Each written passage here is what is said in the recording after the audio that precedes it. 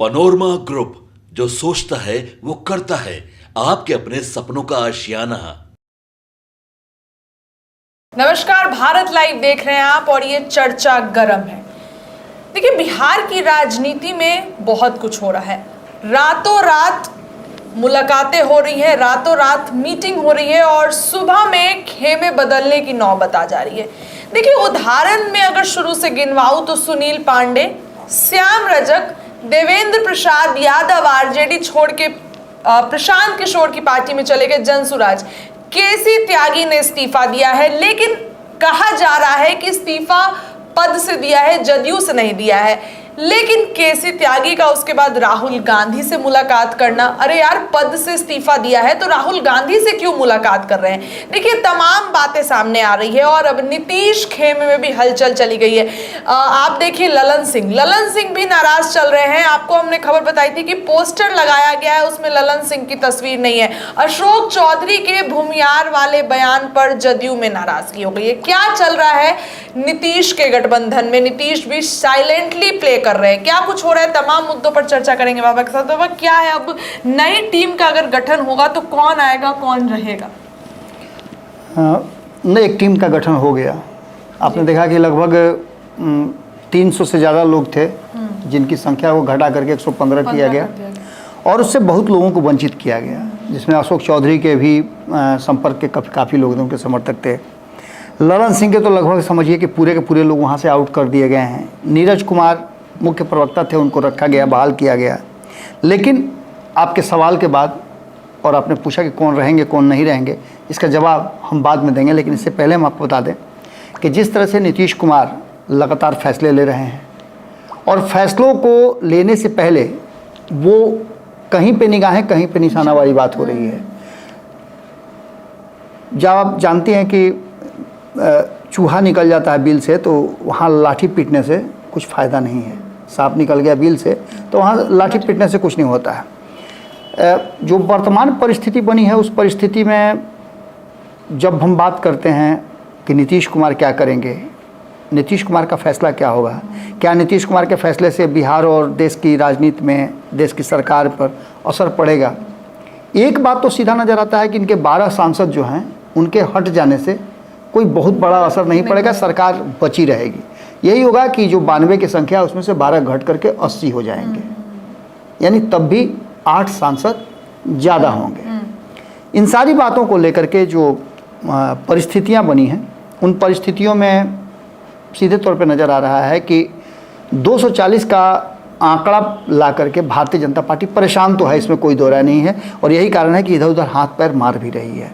हम चर्चा लगातार इस बात की कर रहे हैं, लेकिन नीतीश खेमे में हलचल बढ़ने का कारण सिर्फ उतना ही नहीं है। 2 कारणों से हलचल बढ़ी हुई है। नीतीश के राजनीति में हमेशा से 2 खेमे रहे हैं, एक भारतीय जनता पार्टी के समर्थन वाले लोग और दूसरा राष्ट्रीय जनता दल लालू प्रसाद के साथ जाने वाले लोग। ये 2 खेमे रहे हैं और दोनों ही खेमे उतना ही ज़्यादा प्रभावशाली हैं। कुछ लोग हैं जो दोनों खेमे में एडजस्ट कर जाते हैं, जैसे नीरज कुमार को अभी वो भाजपा में हैं, तो आप देखिएगा कि लालू प्रसाद को किस तरह से कोसना है, उनको गाली देना है, उनको राजनीतिक रूप से घेरना है। हालांकि अच्छे प्रवक्ता हैं और रिसर्च करके बातें करते हैं, पूरा उन देखिएगा डाटा उठा ले करके बैठते हैं, कब क्या हुआ उन सब चीज़ों को बताते हैं। तो प्रवक्ता के रूप में अच्छे हैं, लेकिन स्विच करने में भी उतना ही उस्ताद हैं। जितना तेज़ी से नीतीश कुमार स्विच करते हैं, उतना ही तेज़ी से नीरज कुमार भी स्विच करते हैं। तो वर्तमान जो परिस्थिति बनी है, उसमें नीतीश खेमे में हलचल होने के पीछे का कारण है कि नीतीश कुमार के फैसले आने शुरू हो चुके हैं। और जब नीतीश कुमार चुप्पी के बाद कोई फैसला लेते हैं तो बड़ा फैसला होता है और उस फैसले में बहुत सारी चीज़ें छिपी होती हैं। दूसरी तरफ नीतीश के अंतिम फैसला क्या होगा, इस पर सबका ध्यान टिका हुआ है। किसी को भी अंदाज़ा नहीं था। भारत लाइव जब ये बात कहता था कि नीतीश कुमार 2024 का चुनाव इंडिया गठबंधन या महागठबंधन के साथ नहीं लड़ेंगे, तो लोग खांची भर भर के गाली देते कमेंट करते थे, हाँ, कि ऐसा नहीं। वो उतना सोफिस्टिकेटेड हम नहीं बोलेंगे, जब गरियाइएगा तो गालिए ना कहेंगे। खांची भर भर के लोग गाली देते थे और जैसे ही भारत लाइव की बात सच हुई वैसे ही हम लोगों ने खांची में जितना भी था जमा करके रखे हुए थे, सब हम लोग खांची खाली रख दिए सामने।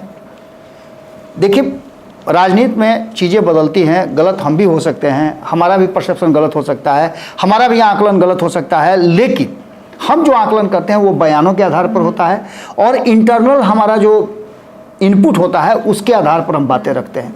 हवाई कोई बात नहीं रखते हैं। लालू प्रसाद आ गए हैं, ये सबको पता है। हमने लालू प्रसाद पर खबर किया कि लालू प्रसाद आ गए हैं, तो कई लोगों से उन्होंने मुलाकात भी की है। दिल्ली में उस मुलाकात में निश्चित रूप से पहले भी बता चुके हैं कि रिश्तेदारी का बातचीत नहीं हुआ है ना, ऑफिशियल बात हो रहा है। ऑफिशियल बातचीत हो रही है। और ऑफिशियल बातचीत जब हो रही है तो निश्चित रूप से मैंने खूंटा में बहुत सारी बातें कही है कि लालू प्रसाद ने आने के बाद सबसे पहले किसको फ़ोन किया, जब लालू प्रसाद वहाँ इलाज करा रहे थे तो कौन उनसे बात कर रहा था कि क्या तबीयत है, डॉक्टर ने क्या कहा। इन सब बातों के बाद यहाँ राष्ट्रीय जनता दल का जो अचानक से स्पार्क बढ़ गया, ये सब चीज़ें कुछ कहानी तो जरूर कह रही हैं ना। राष्ट्रीय जनता दल जो एक तरह से समझिए कि सोया हुआ था, आराम कर रहे थे, तेजस्वी यादव भी। यात्रा की डेट आ गई, लालू प्रसाद वापस आ रहे हैं। सारी चीज़ इस बीच में तेजस्वी यादव से हमारी मुलाकात भी हुई। वो भी बातें बहुत दिनों से बताना चाह रहा था कि तेजस्वी यादव से हमारी मुलाकात हुई। और मुलाकात के बाद तेजस्वी यादव से ही नहीं, हमने मुलाकात प्रशांत किशोर से भी किया। ये दोनों ही एक्सिस हैं, धुरी हैं। और हमारे यहाँ एक परंपरा बहुत ज़बरदस्त है। आप ट्रेन में रिजर्व टिकट भी कटा लीजिएगा तो बिहार में आप ये अपेक्षा मत रखिए कि आपका सीट मिल ही जाएगा। उस सीट पर रुमाल फेंक करके कोई बैठ जाएगा। भले यहाँ से उत्तर प्रदेश जा करके आप उत्तर प्रदेश के रहने वाले हैं तो घूसा पैट मार करके उसको गाड़ी से बाहर कर दीजिएगा। लेकिन बिहार में तो भाई गमछा रख दिया वो। तो प्रशांत किशोर भी वैसे ही गमछा रख दिए हैं 243 सीट पर। अब उनको धकिया के निकालिए या वो धकिया करके बैठ जाए, दोनों बातें एकदम चल रही हैं। अब ऐसी परिस्थिति में जो नीतीश कुमार का फैसला है, उस फैसले पर सबकी नज़र टिकी हुई है। भारतीय जनता पार्टी ने एक एक्ट शुरू किया था, जिस एक्ट के तहत चिराग पासवान की टीम के बारे में सुना ही होगा आपने, क्या कुछ कहा गया था। चिराग पासवान का मामला आपने सुना, वहीं नीतीश कुमार का भी मामला सामने आया था। तो ऐसी स्थिति में नीतीश कुमार अगर कोई कहे, चिट्ठी कोई फेंक दे झूठ मूठ का, कोई बच्चा ही आपसे मजाक कर दे कि आपके घर में फलाने डेट में डकैती की जाएगी, तो आप पुलिस को सूचित कीजिएगा या अपने लाठी पैना लेकर के तैयार रहिएगा, जागते रहो वाला स्टेज में रहिएगा। आपने सुना भी होगा कि कभी कभी मजाक में भी या कोई बदमाशी करता है, कह देता है कि फलाने जहाज में बम रख दिए हैं, तो चेक होता है ना। तो वैसे ही नीतीश कुमार के खेमे में खलबली होगी, उनके सांसद भाग जाएंगे, तो नीतीश कुमार अलर्ट तो रहेंगे ना। और अलर्ट रहेंगे तो आप जानती हैं कि जब इस तरह का कोई सूचना आपको पहले मिल जाता है तो गोतिया पटदार सब आपके साथ आगे खड़ा हो जाता है कि नहीं नहीं, इस कठिन समय में हम आपके साथ खड़े हैं। तो वैसे ही चिराग पासवान से शुरू हुआ और नीतीश कुमार तो भुक्तभोगी थे ही। वो तो डरे हुए 2022 से हैं। अगर नहीं डरे रहते तो क्या जरूरत था उनको एनडीए गठबंधन छोड़ के जाने के लिए महागठबंधन में। यही ना कह के गए थे कि भाई हमारा पार्टी और हमारा संगठन कुर्सी दोनों छीनना चाह रहे थे। तो इन सारी बातों को लेकर के नीतीश कुमार ने अपना एक अलग एजेंडा बनाया है और उस पर वो पूरी तरह से रिसर्च भी कर रहे हैं। उनके लोग लगे हुए हैं, उनका सूत्र जो है उनको इनपुट दे रहा है। इन सारी बातों को लेकर के कुछ चेंजेस जो हैं करके नीतीश कुमार वहाँ सेंसेशन बना के रखना चाहते हैं, जिससे कि लोगों का ध्यान जो है उस जगह पर रहे और नीतीश कुमार अपना काम जैसे कर रहे हैं निर्बाध गति से करते रहें। लेकिन हम लोग तो छोड़ने वाले नहीं हैं। केसी त्यागी को भी यही चेंजेस दिखाने के लिए, कुछ प्रयोग के लिए तो नहीं ऐसा किया गया? प्रयोग तो हो रहा है ना। अब मूल बात जो है, अभी तक आपने सुना किसी से, कहीं आपको खबर मिला क्या कि लालू प्रसाद दिल्ली में मीटिंग कर रहे हैं? फाइनल एजेंडा भी तैयार हो गया है, वहाँ से कई लोगों से बातचीत हुई है। अभी नीतीश कुमार थोड़े कहेंगे कि लालू जी से हमारी बातचीत हुई है, ये थोड़े कहेंगे कि तेजस्वी हमसे बात किए हैं। गुप्त बातें नहीं कही जाती हैं, जो दिखाने वाली बात है वो बातें। अब नीतीश कुमार को ये पता था कि वो तेजस्वी यादव को अपना कुर्सी नहीं देने जा रहे हैं, तो खूब दिखाते थे मीडिया के सामने कि मीडिया उधर ध्यान रखे। मीडिया को कहते जा रहे अब तो इन्हीं लोगों को ना देखना है। हुआ क्या कि बेचारे को सत्ते से बाहर कर दिए। तो ये सारी परिस्थितियां, सारी चीज़ें सामने से कुछ दिखाई कुछ जाती हैं। हाथी के दांत खाने और दिखाने के अलग होते हैं। नीतीश कुमार ने भी इसका पूरा पालन किया है और नीतीश कुमार की राजनीति और रणनीति का हिस्सा रहा है ये। अब जो लगातार नीतीश कुमार अपने आप को और ज़्यादा कसाव लाना चाहते हैं अपनी पार्टी में, संगठन में, उसके लिए उन्होंने 115 लोगों को चुना। जंबो कमेटी का कॉन्सेप्ट ख़त्म किया और ऐसे 115 लोगों को चुना है जो नीतीश कुमार के बात को 100% माने और उनके इशारे पर एक्ट करें, ऐसे लोगों को रखा गया है। इसके अलावे आप समझिए झारखंड में उनको चुनाव लड़ना है। झारखंड में भारतीय जनता पार्टी के साथ 36 का आंकड़ा हो या 32 का आंकड़ा हो, चुनाव तो लड़ेंगे ही लड़ेंगे। और ऐसे 11 सीटों पर ऐसे नेता को चुना है झारखंड का प्रभार देने के लिए, सरजू राय को, जो भारतीय जनता पार्टी के आंख से काजल चुरा के चले गए थे। भारतीय जनता पार्टी से उनका भी 36 का आंकड़ा है। भारतीय जनता पार्टी के जो मुख्यमंत्री के कैंडिडेट थे उनको बुरी तरह से हराए, परास्त किए। तो आंख से काजल चुराने वाले को नीतीश कुमार ने कमान दिया है। अब ऐसी स्थिति में बिहार में भी आपने देखा होगा, एक नाम बहुत तेजी से आप सुन रहे होंगे, मनीष वर्मा का। मनीष वर्मा धीरे धीरे धीरे धीरे अब नीतीश कुमार का सारा प्रभार जो है उनको मिलता जा रहा है और एक्ट में आते जा रहे हैं। तो मनीष वर्मा को दिया जा रहा है। श्याम रजक इधर आए हैं। अशोक चौधरी काफी एक्शन में थे। महादलित अशोक चौधरी भी हैं और महादलित श्याम रजक भी हैं। श्याम रजक के बारे में हमने आपको और भी बताया कि उनकी खूबियां क्या क्या हैं। वो जानते हैं कि सरकार कैसे भसाया जाता है, कैसे गिराया जाता है और क्या हुआ था जब चंद्रशेखर प्रधानमंत्री बने थे।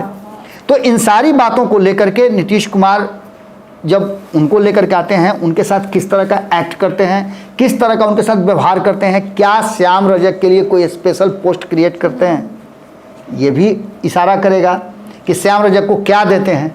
अगर श्याम रजक को बहुत बड़ा कोई पोस्ट दे देते हैं तो ये मान के चलिए कि जो उनका भारतीय जनता पार्टी के साथ रिश्ता है अभी और कुछ कंटिन्यू करेगा। लेकिन अगर श्याम रजक को बहुत बड़ा पद कोई देते हैं तब, अगर नहीं देते हैं तो आप मान के चलिए कि उनका रिश्ता जो है घूमने वाला है। वो जो दूसरा वाला रस्सी है ना, खूंटा में बांधा हुआ है जेडीयू ऑफिस के बाहर, वहाँ मूड़ी घुसाने के लिए तेजस्वी यादव तैयार हैं। सीधी सी बात है कि ये सभी चीज़ें कहीं ना कहीं एक तरफ डाइल्यूट हो रही हैं, एक तरफ जा रही हैं और इन लोगों को देने का लालू के हनुमान कहे जाते हैं। इनके पास बहुत सारे लालू के क्लू हैं। इधर बीच में 2 साल लालू के साथ रह के आए हैं, संगठन को भी देखा है, चुनाव 2 ठो करवाए। इन सारी चीज़ों को लेकर के कहीं ना कहीं बड़ी मुफीद हो सकते हैं आने वाले 2025 के चुनाव में ये श्याम रजक। वशिष्ठ नारायण सिंह की बात कर लीजिए तो उनका अवस्था तो नहीं रह गया है, उम्र नहीं रह गया है, लेकिन नीतीश कुमार आज भी उन पर भरोसा करते हैं और यदा कदा गाहे बगाहे उनसे जाकर के, जब संकट में कठिन परिस्थितियां होती हैं तो उनसे जाकर के राय मशवरा करते हैं। राजीव रंजन हाशिए पर ठेल दिए गए थे, एक बार फिर से काफ़ी कहा जाए तो जदयू के मजबूत नेता कहे जाते हैं। वो भी काफ़ी रिसर्च करके अपनी बातों को रखते हैं। चुनाव भी लड़ चुके हैं 2015 में और एक बड़ा कद भी रखते हैं। खास करके देश भर में कायस्थ संगठन को चलाने का उनको अनुभव प्राप्त है, संगठन के व्यक्ति रहे हैं। अब ऐसे व्यक्ति को, राजीव रंजन को, वो मुख्य प्रवक्ता बनाए हैं। सामने फ्रेम में लाने का मतलब है कुछ न कुछ और है।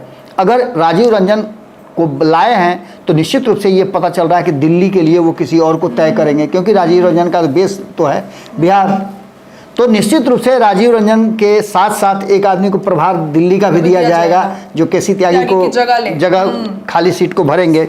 इसके बाद उनके करीबियों में से विजय चौधरी भी हैं। अब ये सारी चीज़ें घुमा फिरा करके कहाँ जा रही हैं सबको समझ में आ रहा है। इसके बाद अशोक चौधरी और श्याम रजक 2 ऐसे नेता हैं जिन दोनों का 36 का आंकड़ा जो है वो राष्ट्रीय जनता दल से है। दोनों महादलित। आपको याद होगा कि अशोक चौधरी जब शपथ ग्रहण चल रहा था और स्विच किए थे महागठबंधन से एनडीए की तरफ, तो तेजस्वी यादव नहीं आए थे, उनके सीट पर से पर्ची कबार करके वहाँ बैठ गए थे।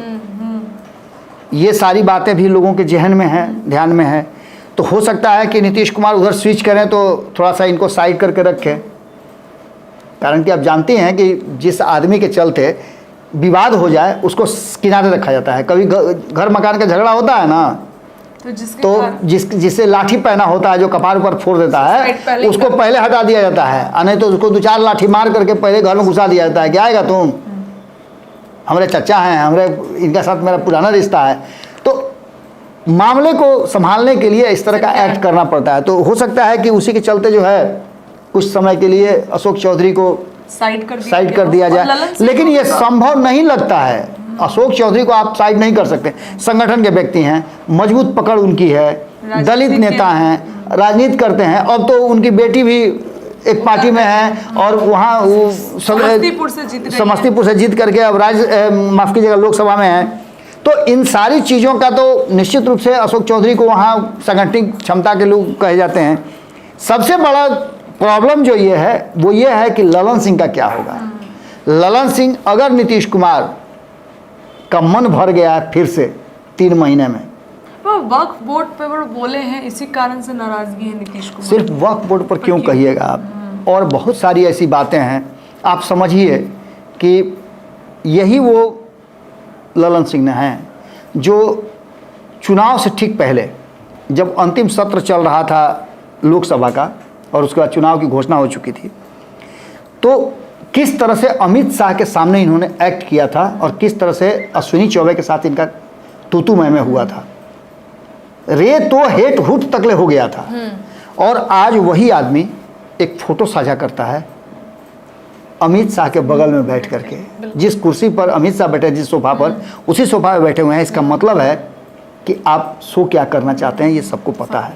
तो निश्चित रूप से नीतीश कुमार अगर स्विच करेंगे तो सबसे पहली जो विदाई होगी तो ललन सिंह की होगी।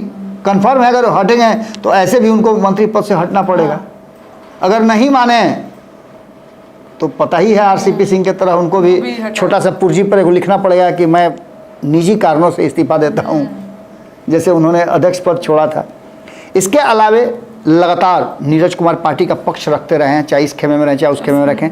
नीरज कुमार ने जिस तरह के बयान दिए हैं और जिस तरह से अशोक चौधरी वाले मामले पर वो काफ़ी एग्रेसिव बयान दिए हैं, उसको लेकर के भी कहीं ना कहीं हो सकता है कि नीतीश कुमार की नाराज़गी हो। लेकिन ये मामला पार्टी के अंदर का है, तो नीरज कुमार पर भी गाज गिर सकती है और नीतीश कुमार एक्ट कर सकते हैं यदि उन्हें बीजेपी के साथ या फिर अशोक चौधरी को ज़्यादा तरजीह देनी है। ये सभी परिस्थितियां कहीं ना कहीं इस बात की तरफ इशारा कर रही है कि नीतीश कुमार अंतिम फैसला लेने से पहले अपनी टीम को फिर से कसौटी पे कस रहे हैं। सबको किसी न किसी रूप में वो आजमा रहे हैं और जब पूरी तरह से कसौटी पर कस लेंगे उसके बाद वो इन और आउट का लिस्ट तैयार करेंगे। वो लिस्ट में किसका नाम होगा किसका नहीं होगा ये संभावनाएं अब धीरे धीरे शुरू हो चुकी हैं। हम भी आइडेंटिफाई कर रहे हैं, हमारे भी सूत्र जो हैं वो लिस्ट में नाम जो है टिक मार्क और क्रॉस लगा रहे हैं। जैसे ही वो लिस्ट हमारे पास कंप्लीट होकर के आ जाएगी तो निश्चित रूप से हम आगे भी इस पर बात करते रहेंगे। लेकिन चर्चा इस बात की है कि लालू प्रसाद के बिहार आने के बाद राजनीतिक घटनाक्रम तेजी से बदलेगा। हलचल जो बढ़ी हुई है उसके पीछे सिर्फ और सिर्फ यही बात नहीं है, इसके अलावा और भी बहुत सारी बातें हैं। चलिए देखिए, सीएम नीतीश कब क्या फैसला ले लेते हैं किसी को पता नहीं है। औचक निरीक्षण करते हैं वो और फैसले भी ऐसे लेते हैं कि लोग चौंक जाए। क्या कुछ होगा एनडीए में, महागठबंधन में लालू प्रसाद यादव भी वापस आने वाले हैं, तेजस्वी यादव की यात्रा भी शुरू होने वाली है। देखिए ये आपस में ही कुछ मेल खाता है, ये इत्तेफाक बिहार की राजनीति में इतना बदलाव एक साथ हो रहा है, ये कोई इत्तेफाक नहीं हो सकता है। फिलहाल हमारी चर्चाएं उन सारी खबरों पर रहेंगी, लेकिन आपकी नजर भारत लाइव पर होनी चाहिए। अपनी राय रखिए, बहुत बहुत धन्यवाद। पनोरमा ग्रुप, जो सोचता है वो करता है। अगर ये वीडियो पसंद आई और वह बिहार के राजनीति और बिहारियत से सरोकार रखेनी तो सब्सक्राइब बटन दबा के चैनल के सब्सक्राइब कर ली। ओजे एगो घंटी बा, ओकरा बटन दबा देला से कुल सटीक और मारक खबर रुआ मुफ्त में मिल जाई। अगर रुआ पत्रकारिता के हमनी के नया प्रयोग में सहयोग कर चाहतानी तो ज्वाइन बटन दबा दी। पेटीएम नंबर नोट कर ली 9386816700। धन्यवाद।